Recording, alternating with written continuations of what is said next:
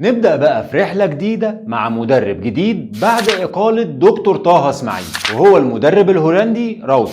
وبدأت تصفيات أفريقيا سنة 96 في جنوب أفريقيا، وقعنا في مجموعة الجزائر وأوغندا وأثيوبيا والسودان وتنزانيا. في الأول بدأنا بداية مبشرة جدا وتعادلنا مع السودان، واكتسحنا أثيوبيا وتنزانيا ب5 أهداف لحد ما وصلنا لشهر يناير 95، وجت بقى مباراة الجزائر. وطبعا كلنا فاكرين وقتها أحداث الجزائر، وكان وقتها معسكر المنتخب في تونس. تقوم السفارة الهولندية تعمل ايه بقى وهي طبعا خايفة على الراجل بتاعهم اللي هناك؟ يحذروا راوتر من السفر للجزائر عشان خايفين عليه. يقوم الراجل بدون تفكير واخد الطيارة من تونس على هولندا. ايه، هيموت نفسه يعني؟ وبعد ما رجع المدرب لبلده ساب الدنيا طبعا بايظة وراه. يجي كابتن محسن صالح ويتولى مهمة التدريب لفترة مؤقتة، وده بعد رفض الجمهور ومهاجمتهم ليه. يقوم بعد كل اللي حصل ده نخسر كمان من الجزائر. ووسط كل اللي بيحصل ده قدر كرول يكسب مع المنتخب الأولمبي دورة الألعاب الأفريقية في زيمبابوي،